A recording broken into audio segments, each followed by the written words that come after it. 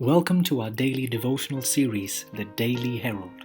I pray that these messages will come to you as an encouragement and a reminder to be heralds of the Lord daily. God bless you.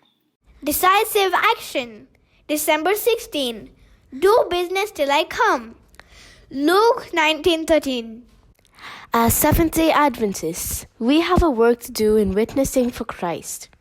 If the Lord is soon to come, begin to act decidedly and determinedly, and with intense interest to increase the institutional faculties that a great work may be done in a short time.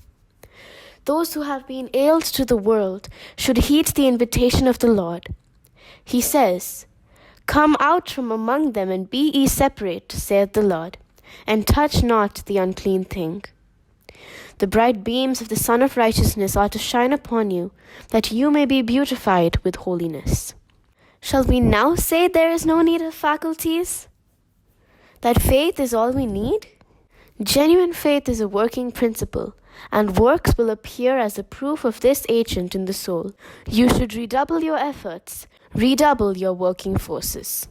A great work must be done all through the world, and let none flatter themselves that because the end is near, there is no need of making special efforts to build up the various institutions as the cause shall demand.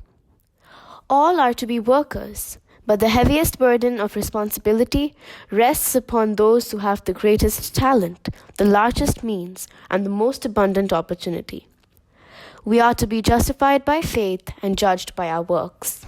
When the Lord shall bid us to lay off the armor and to make no further effort to establish schools, to build institutions for the care of the sick, for the shelter of the orphans and the homeless, and for the comfort of the worn-out ministers, it will be time to fold our hands and let the Lord close up the work.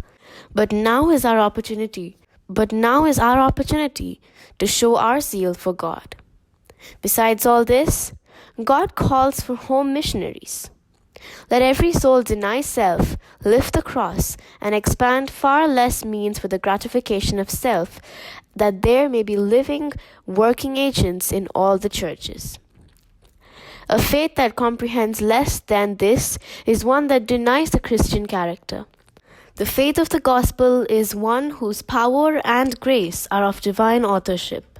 Then let us make it manifest that Christ abides in us, by ceasing to expend money on dress and on needless things, when the cause of Christ is crippled for want of means, when debts are left unpaid on our meeting houses, and when the treasury is empty.